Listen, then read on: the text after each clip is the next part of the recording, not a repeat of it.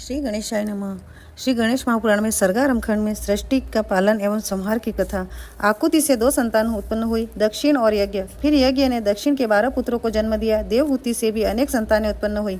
दक्ष ने 24 कन्याओं को जन्म दिया, जिनमें श्रद्धा, लक्ष्मी, धृति, पुष्टि, मेधा, क्रिया, बुद्धि, लज्जा, वायु, शांति, सिद्धि और कीर्ति। इनको उन्होंने यमराज को दे दिया।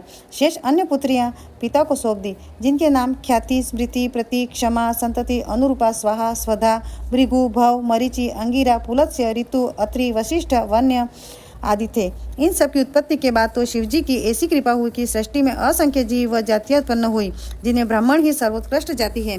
ब्रह्मा जी ने नारद जी को शिव के और भी रूपों का वर्णन करते हुए कहा कि निर्गुण भगवान शिव का बायां अंग विष्णु है। मैं ब्रह्मा उनका सव्य अंग हूँ और उनका हृदय रुद्र है। इसी क्रम से 3 गुण सत्व, रज और तम की स्थिति जानी जाती है। शिव की ही सतोगुणी माया का रूप सती, रजोगुणी माया का रूप सरस्वती और तमोगुणी माया का रूप लक्ष्मी है। सती का विवाह शिवजी के साथ हुआ। सती ने अपने पिता दक्ष के यहाँ स्वयंवर में शिवजी का स्थान न देखकर अपने प्राण त्याग दिए थे। देवताओं के आग्रह पर फिर सती ने हिमाचल के घर जन्म लिया, जिनका नाम पार्वती था। पार्वती ने तपस्या करके फिर से शिवजी को प्राप्त किया। शिवजी के विषय में अनेक बातें जान लेने पर भी नारद जी ने कहा, हे पूज्य पितामह ब्रह्मा, क्या आप मुझे शंकर जी के हिमालय गमन व कर्मों के बारे में बताने की भी कृपा करेंगे? ब्रह्मा जी ने कहा कि पूर्व समय में कांपिल्य नगर में यज्ञदत्त नाम का पुरोहित रहता था, जो वेद वेदांतों का ज्ञाता और महान विद्वान था। वह अपनी विद्वता के लिए प्रसिद्ध था। उसकी महानता का यश चारों ओर फैला था। गुणनिधि नाम का उसका एक पुत्र था। गुणनिधि का चरित्र अपने पिता के बिल्कुल विपरीत निकला। बचपन से गुणनिधि बुरी संगत में पड़ गया। जुआ, चोरी और नशे के दुर्गुण उसमें पड़ गए। वह जुआ खेलने के लिए घर का सामान चुरा चुरा कर ले जाने लगा। गुणनिधि की माता ने यह सब उसके पिता से छिपाया। जब भी यज्ञदत्त अपने पुत्र के विषय में कोई बात पूछता अथवा कहता तो वह कह देती कि गुणनिधि देव पूजन, विद्या अध्ययन और सत्कर्मों में लगा है।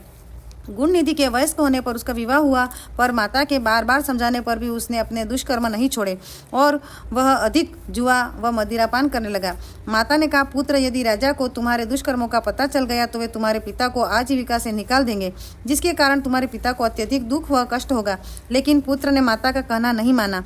जब कभी यज्ञदत्त ने पुत्र के विषय में जानकारी लेनी चाहिए, माता बहाने बनाकर बात टाल देती। प्रतिदिन वह घर के आभूषण बेचकर जुआ खेलता रहता। माँ सिर पीट लेती। काश मैंने उनसे कुछ छिपाया न होता। एक दिन यज्ञदत्त ने अपनी एक मूल्यवान अंगूठी एक जुआरी के हाथ में देखी। पूछने पर जुआरी ने गुणनिधि का सारा भेद खोल दिया। इससे पिता को अत्यधिक क्षोभ व खेद हुआ। पिता ने घर आकर पत्नी से उसी अंगूठी की मांग की। पत्नी तरह तरह के बहाने बनाने लगी। यज्ञदत्त ने पत्नी को डांटा और बुरा भला कहा। दुखी यज्ञदत्त ने कहा कि इससे तो मैं पुत्रहीन होता तो भला था। अपने पिता के विवशता भरे आंसू देखकर गुणनिधि को बड़ी लज्जा आई और वह चिंता से भर गया।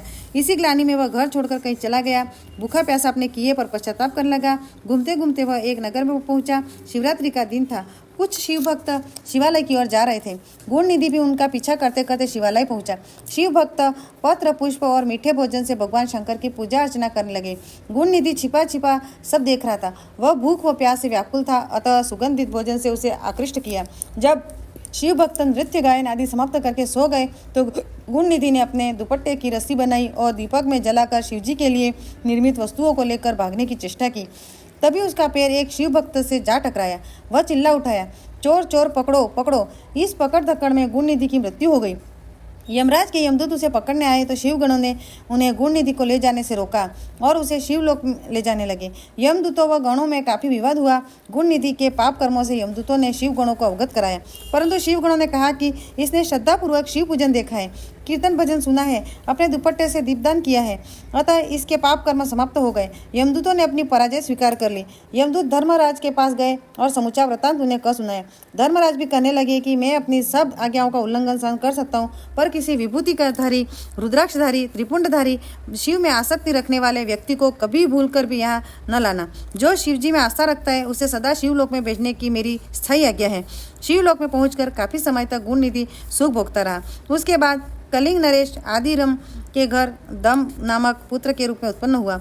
वह बालपन से ही शिवजी की आराधना करने लगा। वह इतना पक्का शिव भक्त हुआ कि पिता की मृत्यु के बाद दम गुणनिधि ने देवालय में दीपदान का राज के आदेश दे दिया। मृत्यु के उपरांत वही दम शिवजी की कृपा से अलका देश का शासक बना, जो पिछले जन्मों में गुणनिधि था। अलका प्रदेश का राजा बनने के बाद गुणनिधि निरंतर शिवजी की आराधना में लीन रहने लगा।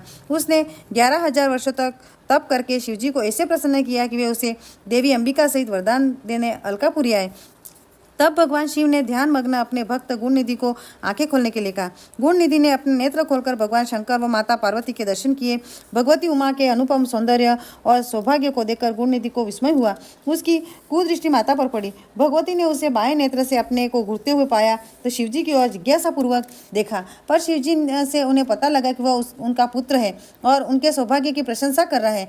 फिर गुणनिधि ने उनके चरण स्पर्श किए। शिवजी ने प्रसन्न होकर गुणनिधि को यक्ष कुबेर बनने का वरदान दिया, साथ ही आज्ञा दी कि अलकापुरी को अपना स्थायी निवास स्थान बना ले। गुणनिधि श्रद्धापूर्वक चरण स्पर्श करता हुआ माता के चरणों में गिर पड़ा। भगवती ने उसे वरदान दिया, अटूट शिव भक्त बने रहो। मेरे रूप के प्रति द्वेष के कारण तुम्हारा फूटा हुआ नेत्र पीत वर्ण का हो जाएगा और तुम्हारा नाम कुबेर होगा।